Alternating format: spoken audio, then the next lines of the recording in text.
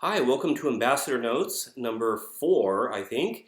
So today we want to talk about the question of time and timing in God's time and your Muslim friend. So the first thing that I want to say is when you schedule a meeting, make sure to verify it the day before or even the morning of.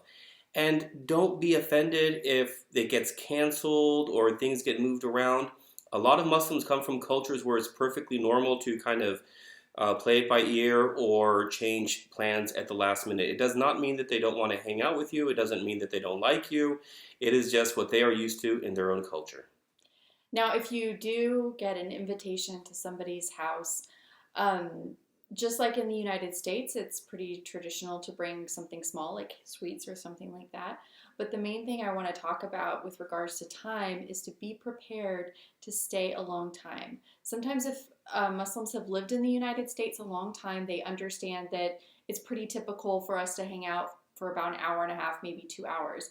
However, if they are new to the country, that's generally not how they do that in their home cultures. So we've had times where we've gone over to somebody's house thinking we're going to hang out for a couple of hours and we end up staying for 6 hours.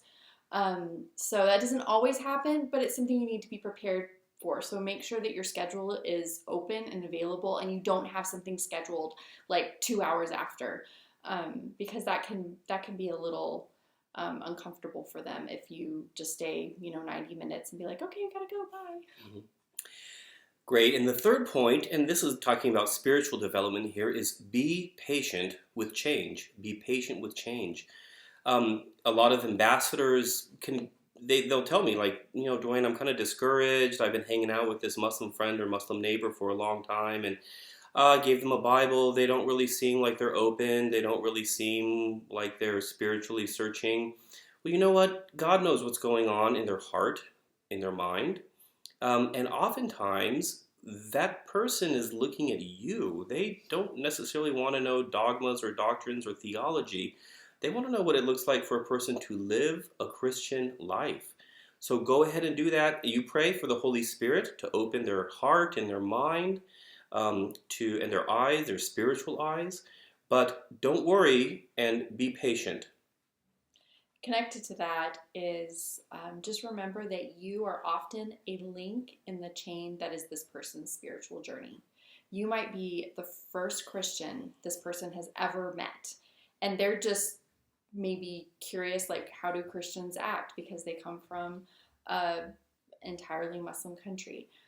You might be there when they've already decided to follow Christ, but they need discipleship and they need spiritual growth, which you can provide. So, but in between all of that is a host of other possibilities.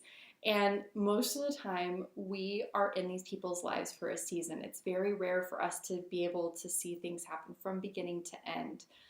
We've been in ministry for 15 years, and I can think of one person that we've actually been with them through the whole process.